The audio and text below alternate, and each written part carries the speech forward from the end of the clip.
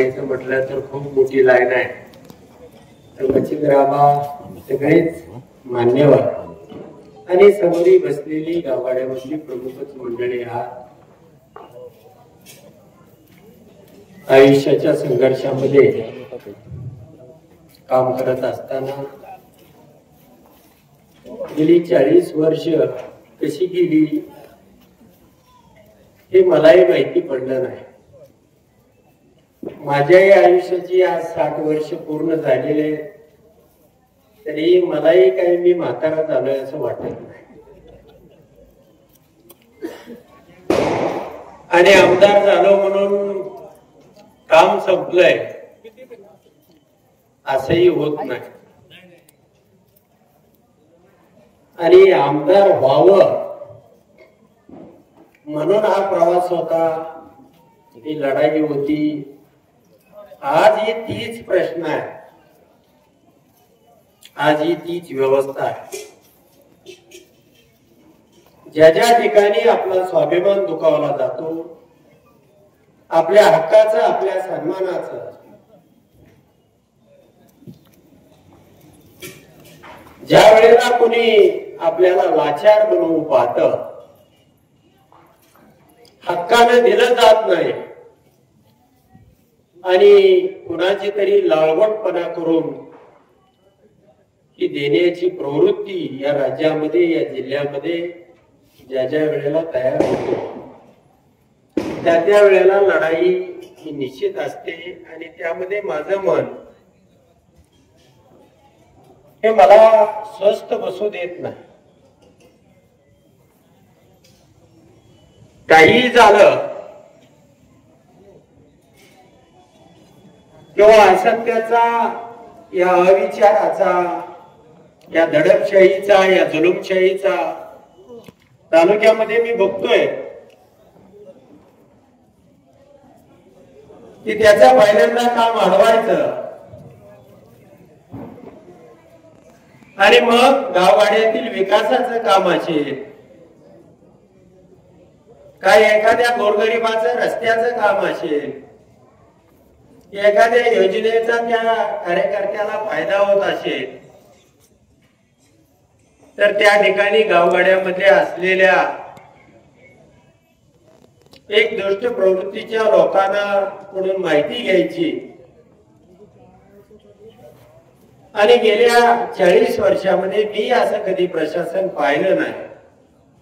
Police असतील, तहसीलदार असेल, SP असेल, जिल्हाधिकारी असेल किंवा पालकमंत्री असेल, या ठिकाणी जुलूम जबरदस्तीचे राजकारण या तालुक्यामध्ये केलं जात आहे, जे आपल्याला आवडत नाही,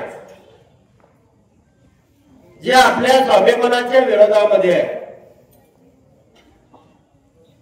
आणि मग कोणत्याही परिस्थितीमध्ये त्याचं काम अडवायचं. त्या अधिकाऱ्याला पहिल्यांदा त्या ठिकाणी काहीतरी खोच मारून ठेवायला लावायची आणि मग यांच्या पाया पडलं, पक्षांतर केलं, तो आमच्याकडे ये, अशा पद्धतीची ही जी तालुक्यामध्ये सैतानी प्रवृत्ती आहे, ही प्रवृत्ती आपल्याला मोडावी लागणार आहे. हे ऊन काय उन्हाळ्याचं नाही, ही ऑक्टोबर हीट आहे. कायमस्वरूपी कुणी अशा पद्धतीनं हे राज्य करू शकत नाही. आपण अनेक आमदार झाल्यानंतर सुद्धा लोकांना सुसह्य व्हावं, सहजपणानं आपले वीज, पाणी, रस्ते हे गावगाड्यामधील प्रश्न मिटावेत. आपल्यालाही सन्मानानं त्या ठिकाणी सरपंच म्हणून, पंचायत समिती सदस्य म्हणून, जिल्हा परिषद सदस्य म्हणून आपल्या हक्काचा, सरपंच झालो तर आपल्याला 15व्या वित्त आयोगाचा हक्काचा निधी असतो, दलित वस्तीचा हक्काचा निधी असतो, नागरी सुविधा असेल, जनसुविधा असेल, आपल्या हक्काचा निधी असतो. परंतु यांनी गेल्या 4-5 वर्षामध्ये या सत्तेच्या माध्यमातून याच्यावरती यांचा काही संबंध नाही. याला कुणा शिफारशीची आतापर्यंतच्या इतिहासामध्ये मी स्वतः सरपंच होतो, मी स्वतः उपसभापती होतो, परंतु असं या तालुक्यामध्ये कधी घडत नव्हतं. परंतु प्रत्येक गोष्टीला जे कायद्याने हक्काचं आहे,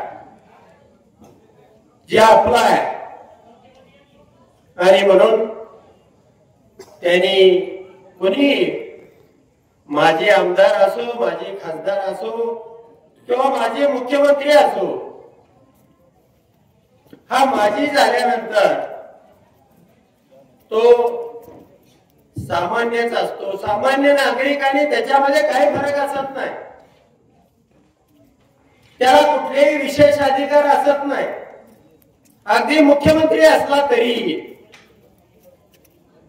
परंतु सगळ्या कायद्याच्या मर्यादा, सगळे नियम, सगळ्या आतापर्यंतच्या प्रचलित पद्धती या सगळ्या बाजूला सारून हम करे सो कायदा त्या ठिकाणी केला जातोय. आणि म्हणून मी काल परवा पत्रकार परिषद घेतली आणि तुमची मस्ती उतरवल्याशिवाय राहणार नाही अशा पद्धतीचा इशारा त्यांना दिलेला आहे. त्यावेळी मग अनेक अधिकाऱ्यांनी मला फोन केले, तुम्हाला आम्ही निधी देणार आहे, परंतु कुणाच्या मेहरबानीनं तो निधी आम्हाला नको आहे. माळशिरस तालुक्यामधून मोहिते पाटील आणि आपण एकदा त्या कलेक्टरला जाब विचारायला जायचं. काय 1000 गाडी दोन्ही बाजूची मिळून आपल्याकडे गाड्या आहेत, एक 10,000 लोक, आणि अजून या अभिजित आबाई, नारायण पाटील आहेत, राजू खरे, दिलीप चोपन साहेब आहेत. आम्हा कुणालाच त्यांनी आमच्या हक्काचा म्हणजे माळशिरस तालुक्याच्या हक्काचा, खासदारांचा 12.5 कोटी रुपये आणि माझा 35 कोटी रुपये, असे जवळजवळ 47.5 कोटी रुपये आमच्या हक्काचे आहेत. आणि अजून धडपड करून आम्हाला 5-10 कोटी रुपये मिळतात. आणि हे नेहमी मी आमदार नसताना, मी कुठल्या पदावरती नसताना सुद्धा या प्रकारचे निधी त्या ठिकाणी आणत होतो. परंतु यांनी अनेक अंगाने अनेक ठिकाणी या तालुक्यावरती एक जुलमीपणानं राजवट लादण्याचा प्रयत्न केलेला आहे. गेल्या 10 महिन्यापासून गौतम बाबाचा क्रशर त्या ठिकाणी वीज कनेक्शन तोडलेलं आहे. अनेक प्रकारच्या अनेक ठिकाणी, कचरेवाडी सारख्या ठिकाणी कामा अडवली, तू आमच्याकडे ये, अशा अनेक प्रकारच्या तालुक्यामध्ये त्या ठिकाणी रस्ता अडवायला व्हायचा आणि मग आमच्यावर प्रवेश करा, त्या ठिकाणी रस्ता दिला जाईल. म्हणजे कामाच्या माध्यमातून, सरकारच्या माध्यमातून मला त्यांना विचारायचं आहे, गेली 12 वर्ष तुमच्या केंद्रामध्ये सरकार आहे, गेली 8.5-9 वर्ष राज्यामध्ये सरकार आहे, मग तुमच्या विकासाच्या जोरावरती, कामाच्या जोरावरती हे सरकार काय येत नाही? का लोक आपल्याला मतदान देत नाही? हे राज्य, हे सरकार या राज्यातल्या सामान्य माणसाला का आपलं वाटत नाही? तुमचं सरकार हे कशा माध्यमातून आलंय? सगळ्यात पहिल्यांदा मार्कडवाडी गावानं उठाव केला. त्या मार्कडवाडी गावामध्ये सुद्धा शेळवाद मांडला. तिथल्या अनेक लोकांना वेगवेगळ्या सामाजिक ध्रुवीकरण करण्याचा प्रयत्न केला. त्या गावाच्या गावाला छळ करायचा सोलापूरला तारखा दिल्या गेल्या. तिथल्या सरपंचाला मुंबईत नेऊन त्या ठिकाणी प्रवेश केला. जर तुम्ही बनावट नाही, तुम्हाला खरंच या राज्यातल्या लोकांनी मत दिलेले आहे, तर मग तुम्हाला हे करण्यासाठी किंवा हे करण्याची गरज काय, हा प्रश्न तुम्हाला साधा सोपा वाटत असेल, पण मी त्या प्रक्रियेमधला माणूस आहे. तुम्हाला खात्रीने सांगतो, आज तारीख आहे 20 ऑक्टोबर आणि 14 नोव्हेंबरला बिहारचा निकाल. बिहारच्या निकालानंतर या देशातल्या सत्तेचं परिवर्तन झाल्याशिवाय, हे का सांगतोय, कारण बिहारमध्ये सुद्धा माझ्या सभा आहे आणि यांनी काय मशीन मध्ये केलं जातंय याचा शोध आता कुणीतरी सांगितलं, कोलंबसनी आत्मविश्वास सातत्यानं आपण अभ्यास केला म्हणून फार दिवस लागणार नाही. म्हणून तुम्ही ग्रामपंचायतीच्या इलेक्शन घेत नाही, तुम्ही पंचायत समितीच्या इलेक्शन घेत नाही, तुम्ही जिल्हा परिषदेच्या इलेक्शन घेत नाही. याला कारण काय आहे, तो त्यांच्या हक्काचा निधी आहे. ते जिल्हा परिषद चालवेल, तो पंचायत समिती चालवेल, तो ग्रामपंचायत चालवेल, त्या माध्यमामधून त्या गावाला तो विकास निधी मिळेल. परंतु या संस्थाच अस्तित्वात ठेवायच्या नाही. याची इलेक्शन लागली तर आपलं पितळ उघडं पडेल. या भावनेमधून या तालुक्यामध्ये एक वातावरण तयार केलं जात आहे. परंतु तुम्हाला मी खात्रीने सांगतो की येणाऱ्या जिल्हा परिषद पंचायत समितीच्या निवडणुका या जिल्ह्याचं, या तालुक्याचं चित्र बदलून टाकते. अनेक प्रयोग केलेले आहेत, आरक्षणाचे असतील, गटाचे असतील, गणाचे असतील, हे सगळ्या प्रकारचे प्रयोग करून सुद्धा यामध्ये त्यांना सुरक्षितता वाटत नाही, त्यांना भरोसा वाटत नाही.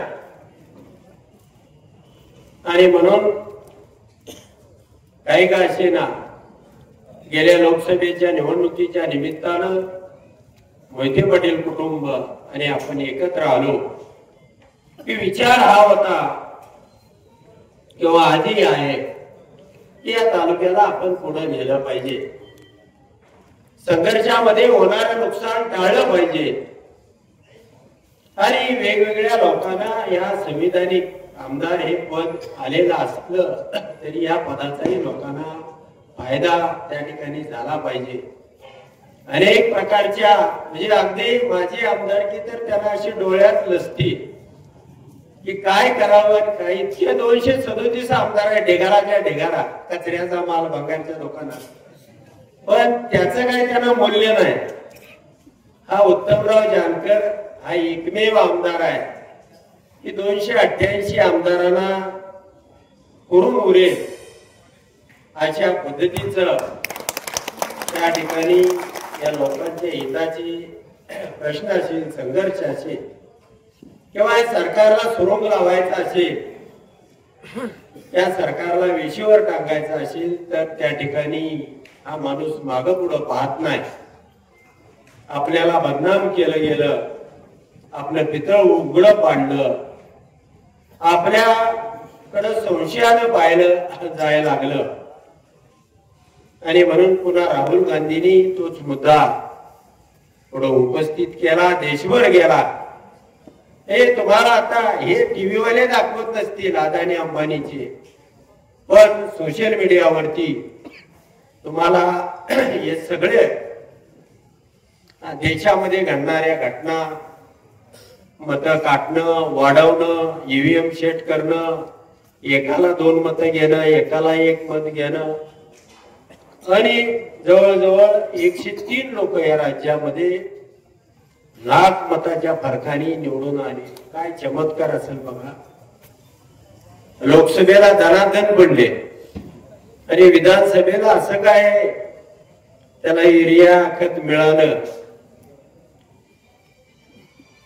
की 100 आमदार हा चमत्कार कशाच्या जोरावरती झाला आपल्यालाही गावगाड्यामध्ये माहिती आहे की गावामध्ये काय होऊ शकतं, किती मतं जाऊ शकतात आपल्याला सुद्धा निश्चितपणानं अंदाज असतो। आणि प्रत्येक निवडणूक ही आपल्याला काही ना काहीतरी शिकवून जाते। म्हणून या तालुक्यातल्या प्रशासनाला एक शिस्त लागली पाहिजे। या उद्देशानं आपण त्या ठिकाणी आमसभा घेतली। वेगवेगळे 400च्या वरती रस्ते आपण त्या ठिकाणी मोकळे केले। मोजणीमध्ये प्रत्येक वेळेला मोजणी वेगवेगळ्या पद्धतीने केली जायची। जर तुम्ही एकदा मोजणी झाली तर 100 वर्षानंतर सुद्धा पुन्हा कुणी मोजणीदार आला तरी मोजणी तीच असली पाहिजे, नकाशा तोच असला पाहिजे। आज त्याच्यात 100 फूट सरकते, त्यानं मागितली की त्याच्यात 200 फूट सरकते। ही पद्धत तालुक्यामध्ये बंद केली। वेगवेगळ्या भागांचे अनुदान असतील। आता इथं लोंढे साहेबांनी सांगितलं की आपण 10 लाख फळाच्या झाडाचा या तालुक्यामध्ये लागवडीचा संकल्प केला, नुसता संकल्प नाही केला तर आपण वेळापूरमध्ये 1 लाख झाडं लागतील। सगळ्यांची कागदपत्र जमा केली, त्याचा फार्मर आयडी काढला, वर्क कोड काढला, त्याला तांत्रिक मंजुरी दिली। सगळ्या प्रकारच्या मंजुऱ्या करून त्या प्रत्येक शेतकऱ्याच्या खात्यावरती आता किमान 50,000 रुपये 4-2 दिवसामध्ये येतील। अशा प्रकारे 500 शेतकऱ्यांचं सगळं कंप्लीट झालेलं आहे। 300 शेतकऱ्यांचं एक 4-8 दिवसामध्ये पूर्ण होईल। तर आपण चांगल्या प्रकारे हे कशासाठी केलंय की वेळापूर या गावामधलं हे सगळं हे पिक्चर आपल्याला तालुक्यामध्ये न्यायचं। इथल्याच 800 लोकांना 50,000 रुपयाप्रमाणे जर पैसे मिळत असतील आणि 20-20 आंब्याची, चिक्कूची झाडं, नारळाची मिळत असतील तर मात्र आता खरीप असा उशीर आलाय, उशिरा येणाऱ्याला शिक्षा असते। बसा इकडे इकडे इकडे पुढे जाऊ सगळे।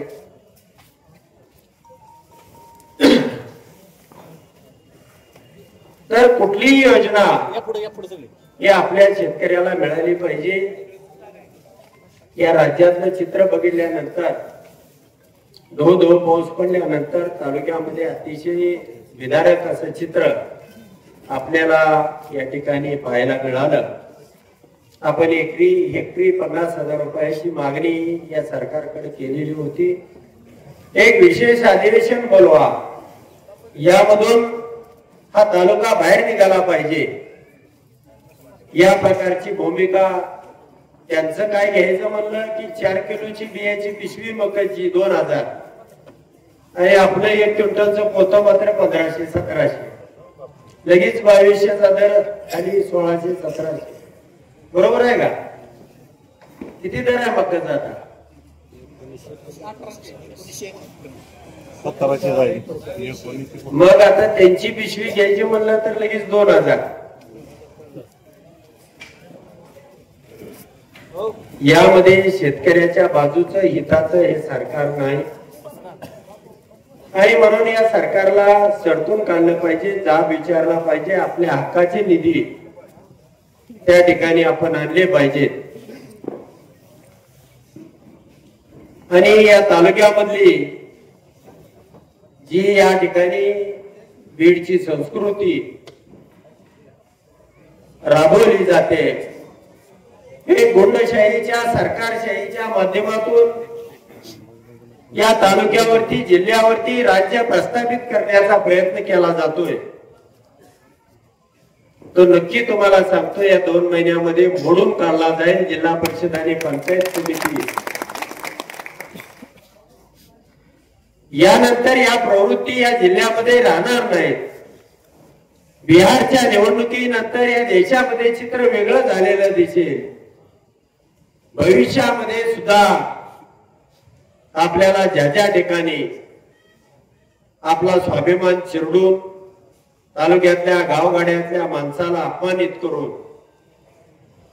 त्याची कामं अडवून दडपशाही त्या ठिकाणी राबवून पैशाच्या जोरावरती हे जे चित्र तालुक्यामध्ये तयार केलं जात आहे ते आपल्याला भविष्यामध्ये मोडायचं आहे. म्हणून निमित्त फराळाचं का असेना या निमित्तानं आपल्या सर्वांशी भेटावं, बोलावं आणि ही परिस्थिती आपल्याला पुढे सुद्धा सत्ता असो नसो सत्तेचाही हा कार्यकाळ फार दिवस एका ठिकाणी राहणार नाही. सत्ताही सुद्धा कायमस्वरूपी ही फिरणारी असते आणि ज्याही पद्धतीनं चोरीच्या माध्यमातून हे सरकार सत्तेवर आलेलं आहे याची चोरी निश्चितपणानं बिहारच्या निवडणुकीमध्ये आणि उत्तर प्रदेशाच्या निवडणुकीमध्ये त्या ठिकाणी पकडली जाणार आहे. या ठिकाणी सुद्धा आपल्याला या निवडणुकीमध्ये व्हीव्हीपॅट नाही. व्हीव्हीपॅट असलं तरी त्यामध्ये काय केलं जातंय त्याचा शोध माझ्याकडे लागलेला आहे. त्यामुळं त्यामध्ये काय प्रोग्रामिंग आहे, कुठल्या प्रकारचा सॉफ्टवेअर आहे, तो टाइम आणि डेटला कशा पद्धतीनं मूव्ह करतोय त्याचा सुद्धा डिस्प्ले आपण याच्या पाठीमागे गाळ होतो. 100 लोडिंगच्या वेळेला किंवा एफएलसी फर्स्ट लेवल टेस्टिंगच्या वेळेला त्याचा सगळा पर्दाफाश केला जाईल.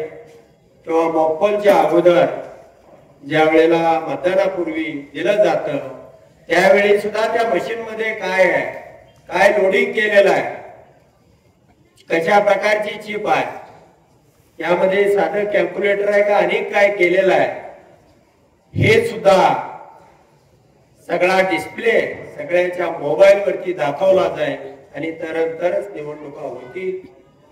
आज निवडणुकीमध्ये कशा पद्धतीने जिंकल्या जातात आणि निवडणुका लोक नसताना हे या महाराष्ट्राला पडलेलं हे आश्चर्य आहे. अशा प्रकारे हे घडू शकतं आणि म्हणून निवडून येऊन सुद्धा माझा नाही या तालुक्यातल्या प्रत्येक माणसाचा मत दिलेल्याचा स्वाभिमान दुखावला गेला आणि ज्या वेळेला तुमचा स्वाभिमान दुखावला जातो त्यावेळेला त्याच्या वेदना या माझ्याही अंतरंगामध्ये तयार होतात. म्हणून मी ही लढाई केली, म्हणून मी या लढाईसाठी उभा राहिलो आणि ही लढाई अंतिम टप्प्यामध्ये आणलेली आहे. बिहारमध्ये आता म्हणजे पर्दाफाश होईल. त्या ठिकाणी अनेक प्रकारच्या या ईव्हीएमचे शोध लागतील आणि आपण ते लावूया. या मेळाव्याच्या निमित्तानं आपल्या सर्वांना मी एक म्हणजे आशावाद देतो की हा जो तालुक्यामधला चाललेला हा जो प्रकार आहे हा प्रकार लवकरच थांबेल. प्रशासनाला तळ्यावर आणण्यासाठी जे जे करावं लागेल त्यावेळी धैर्यशील भैया किंवा मी हाक देईन त्यावेळेला आपण ताकदीनं तुटून पडूया. आपली संख्या काय कमी नाही. तालुक्यामध्ये लढणारी माणसं ही एवढी जरी असली तरी सुद्धा तुमच्या पाठीमागं तालुका आहे आणि तुम्ही गावाचं हित बघणारी, गावासाठी तळमळीनं काम करणारी, रात्रंदिवस त्या लोकांसाठी वेगवेगळ्या योजना, पाणी अशा प्रकारे काम करणारी माणसं आहे. म्हणून आपल्या तालुक्याच्या जिव्हारी लागणारा दुसरा एक सगळ्यात महत्वाचा प्रश्न आहे तो निरा देवदरचा आहे. त्या आपल्या बंधूंना त्या ठिकाणी पाणी नाही आणि ही काय बाब घोषणावर नाही. सरकार असेल नसेल पण त्याच्या छातीवर नरड्यावर पाय देऊन आपल्याला ते पाणी आणावं लागणार आहे आणि त्यासाठी सुद्धा या दुष्काळी भागाच्या जनतेसाठी आपल्याला सुद्धा त्या ताकदीनं मंत्रालय असो ज्या वेळेला मी हाक दिन 15-20 दिवसांनी कारण सातत्यानं आपण त्यांना वेळ दिला. आज 100 दिवस पूर्ण झालेले आहे. त्यांनी कुठल्याही प्रकारची हालचाल त्यामध्ये केलेली नाही, त्याची प्रमा काढलेली नाही, काही केलेलं नाही. फक्त अडवणुकीच्या माध्यमातून कोणाचं तरी रात्रीचं पक्षांतर करायचं. त्यावेळेला माणूस तिथं म्हणजे गेलेला सुद्धा अपमानित होऊन त्याला म्हणजे अनेक लोक आहेत की जे आता बाहेर पडायला लागलेले आहेत बरेचसे, त्यांच्या या वागण्याला पाहून. आणि म्हणून आपण या तालुक्यामध्ये निरा देवधरचा प्रश्न असेल, अनेक प्रकारे तालुक्यामध्ये कामं केलेले आहे. आपल्याला जरी हा संघर्ष आलेला असला तरी संघर्ष हा आपला स्थायी भाव आहे. आपल्याला या कुणी आव्हान दिलं की निश्चितपणानं आपला आत्मसन्मान दुखावला गेला तर आपण पेटून उठतो. आमदारकीसाठी म्हणून माझा जन्म झालेला नाही, तर या संघर्षामध्ये आपण उभं राहिलं पाहिजे. तुम्हाला न्याय देता आला पाहिजे, तुमची बाजू भक्कमपणे त्या ठिकाणी मांडता आली पाहिजे. आणि म्हणून येणाऱ्या काळामध्ये आमच्या बरोबर तुम्ही 4 पावलं का होईना त्या ठिकाणी संघर्ष करा. कुठलंही प्रशासन असेल, मुंबईपासून सोलापूर पर्यंत किंवा माळशिरस पर्यंत, ते आपण मोडून काढल्याशिवाय राहणार नाही. तुम्ही सर्वजण या फराळाच्या निमित्तानं या ठिकाणी आलात.